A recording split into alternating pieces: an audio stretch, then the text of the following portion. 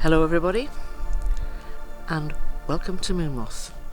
The sun's just trying to peek through the trees here. It's going to be another scorching day, so I'm very grateful for that. I kind of like the warm weather, and I've been wandering around through the forest tracks this morning, and well, I found this. I'll show it to you. See that? See all these ridges? It looks fossilised to me. It's just a lump of stone. I'm guessing it's like a limestone.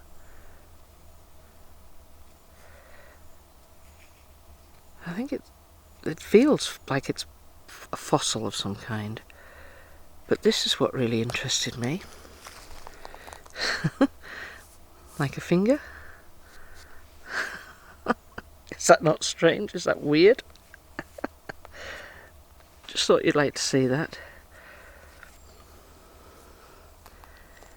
There we go. It's quite interesting. So while I'm here in front of the camera, in front of you, you can see these trees. You can see many other things as well. If you look very closely, you can see all the faces of the wonderful family that I've been saying good morning to as we walk along. But doesn't this look interesting? It's an unusual shape. Look at the way that goes, the way it's bowed out over here. Really interesting. All the way. And it crosses over in the middle. You can see it crossing over. I thought that was quite an interesting structure. So listen just how peaceful and quiet it is today. The odd bird, it might be too warm for the birds now, but it is the most amazingly peaceful place to be. So I reckon we should head up to the gifting tree, and we'll see what happens up there. So this was right where I was standing. And as you can see, it's more than just casually placed sticks, isn't it, really, when you look at that? Show you how big that is. Very carefully laid.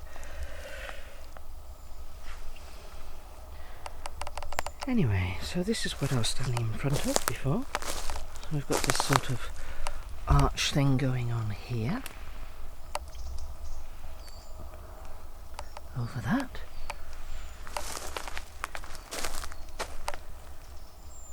Right. Okay. So we'll pick this up a little bit further before I say that. I want to say, are you kidding me? Wow. What can you say? We'll head up the way and get to the tree area. There is lots and lots of signals here. Oh, look. More glyphs. But wow. Now I'm going to look at this, but I'm going to leave it because it's not for us to take. It's been left there. I don't believe it's for us to take. Look at that. But left in a particular place.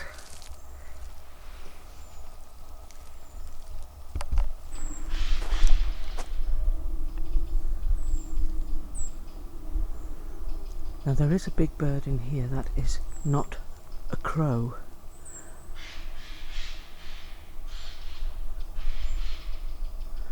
So I'm told there are a pair of goshawks in here.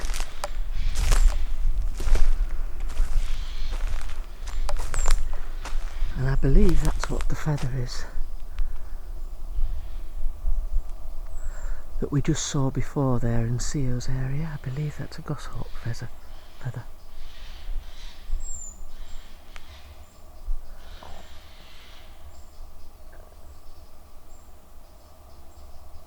Look how still it is. Totally still.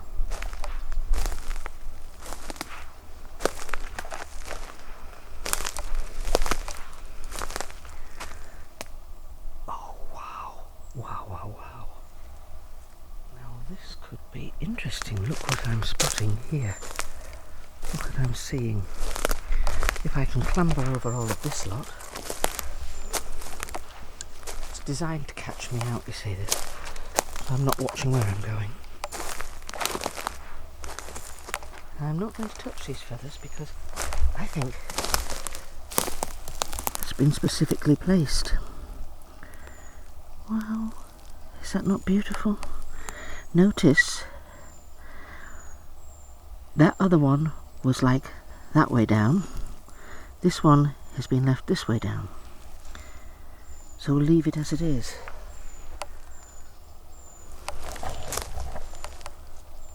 Interesting, isn't it? Second one we found.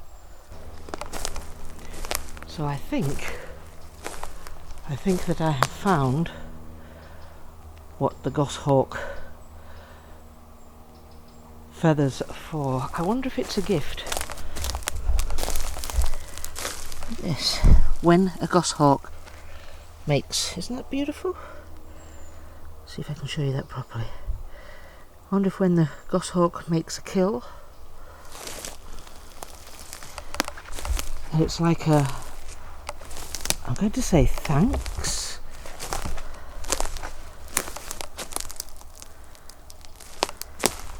So there's just a whole lot of feathers here. I don't see any remains, but also, what I should say is, it looks like a pigeon. It looks like it's been a very late pigeon, a slow pigeon. You see in the tree up on this branch, this is where it's all happened. It's all occurred up here. So is this leaving of the really big feathers that belong to the goshawk having made its kill? I wonder if it's like a gift it leaves as a way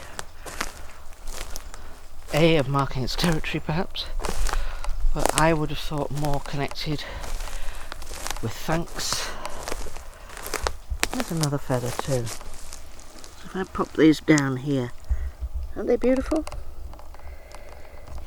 So I just think that feathers, if I get out the light, that would help. Feathers to me are of some significance here.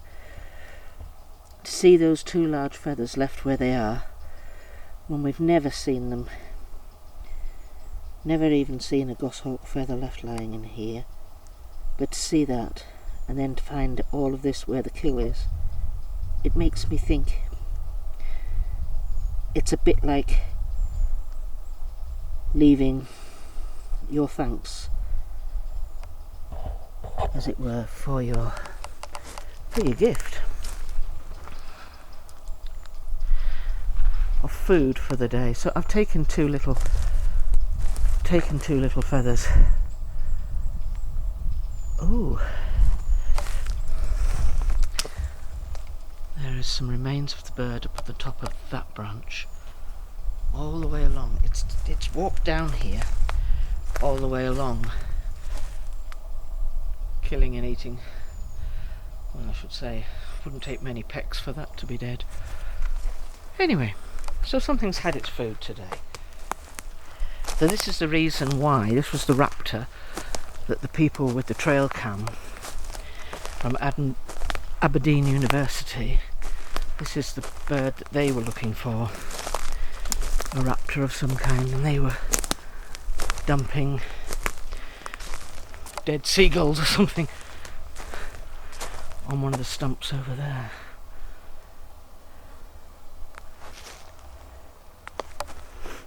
Don't you just love the morning light?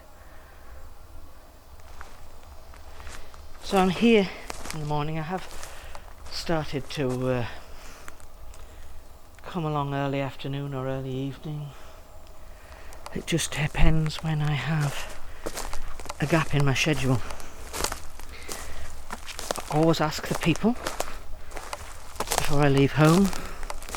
I usually ask them a couple of days beforehand and say, I'm coming to visit you on such and such a day, and they may say yes or no, and if they say no,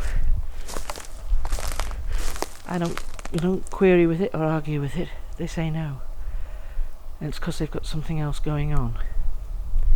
It's only happened a couple of times last year, so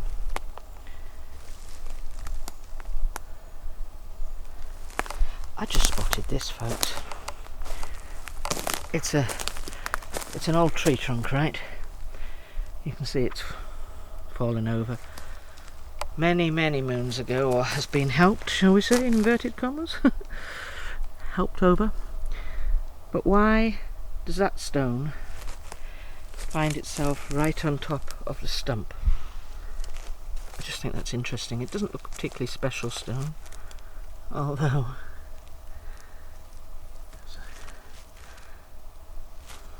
I don't know. I'll leave it as it is. Actually, I believe it is special stone.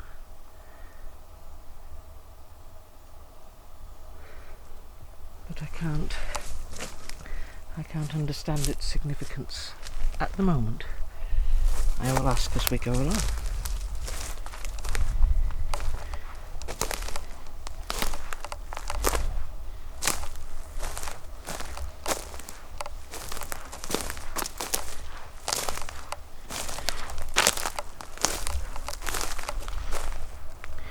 So I think that stone has an energy store of stones beneath that tree, and what I understand is it's the correct stone with the correct energy that somebody might need. So stones have specific energy for specific jobs, I guess.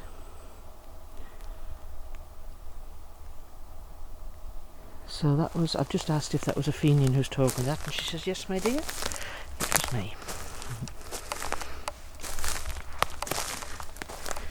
So what I'm going to say is, oh, look at this. Here we go again.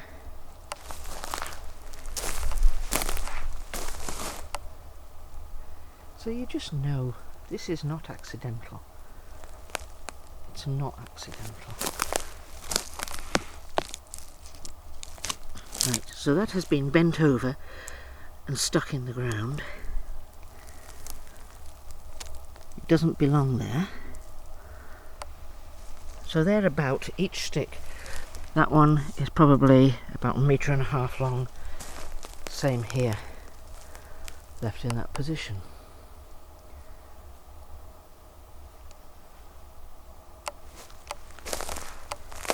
So it's saying to me these are our portals. Precisely what their portals are for, I'm not sure.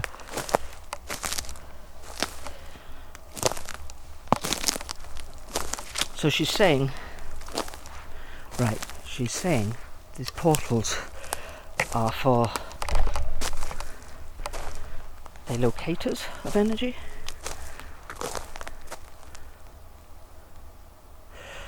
Locators of the paths of the stars. Is that correct? Sort of. Right, so with the movement of the constellations, they draw energy from them. Is that correct? Yes. There we go. So this is about how they take both solar energy and lunar energy from the moon.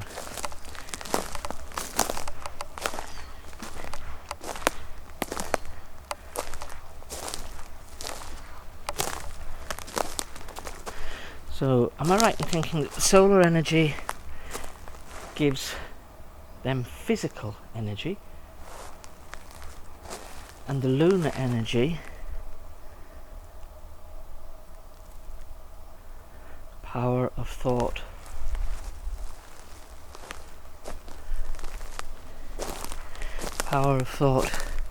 and connecting to our paths. Right, that's what they're saying, the power of thought connecting to their paths. Thank you, Athenia.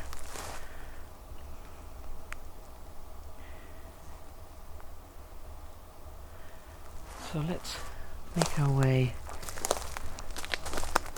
toward the gifting tree.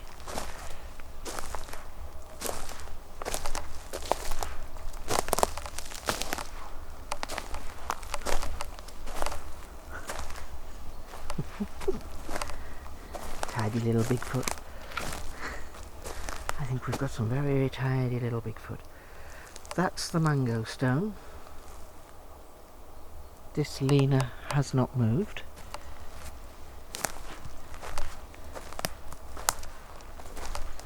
Something shining over there. Oh, I can see a peanut butter jar over there as well. So something very shiny there.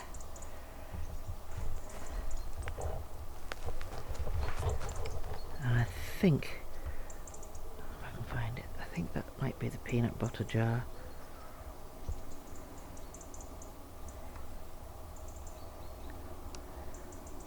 Tucked somewhere behind there. Good, good, good. So what have we here?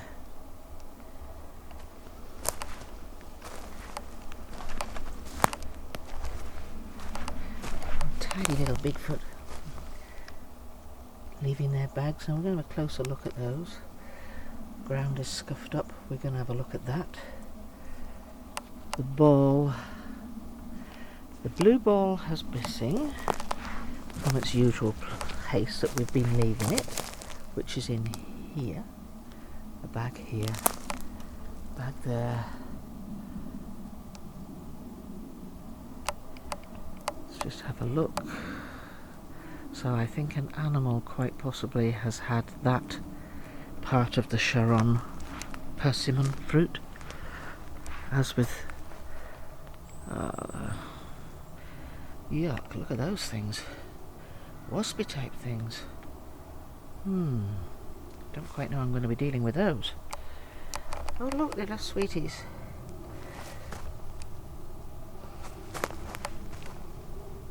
Alright, let me get tidying up and have a sort through the bags. But first of all, I'll tell you what we'll do. Nice big rip in there. Ah, look. Well, that looks just like an ordinary black feather.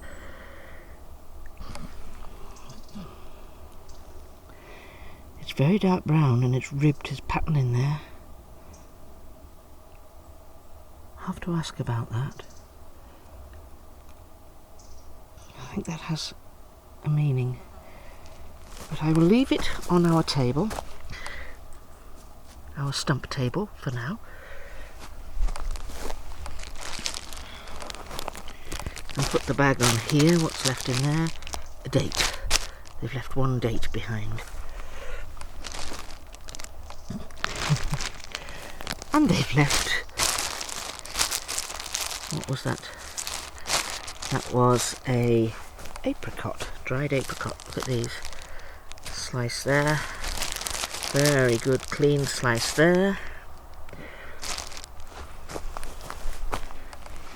And then this, I just want to look at that carefully before, because it's got bits on it.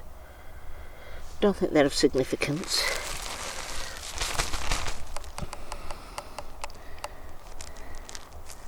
Yeah, there's a big rip along the front there.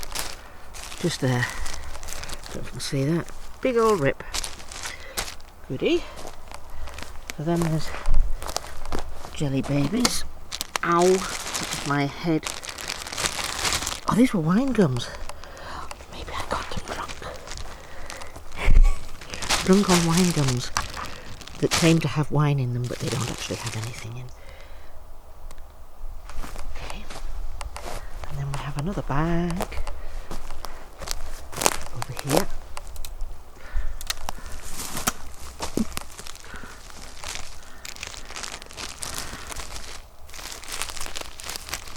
See that rip?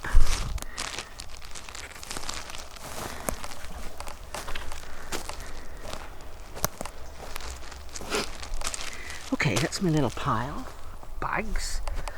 I'm going to take the knife out and cut all these things out. Cut the bottom of those apples bags somewhere over there so the wasps can go with them, because I don't want any wasps coming back with me. Now I don't see any strange tying of the bags. Okay. Let's just have a look at the marbles. We left them in the shape of Orion. Sort of been left the same. That green one has been moved away or rolled away. So we'll put them back in that positioning. And our friend, the disco ball, Mr. Disco, is down here. But look, look, look. Some of us can't see wood for trees. Come on, Sally, wake up. There you go.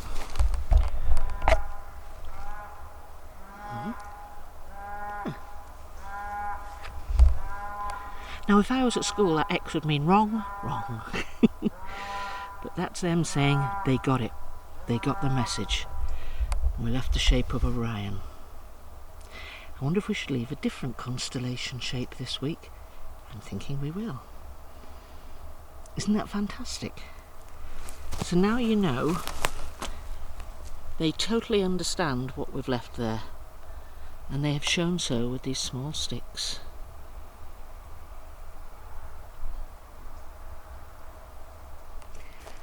I'm not setting out to prove anything here. I know these people exist. I know these people are here. You have shared with me some of the experience of them doing things like this. Tying these bags in knots, leaving them in a completely different place over there to warn us of the video camera that was hanging up, or the trail cam, sorry, that was hanging up.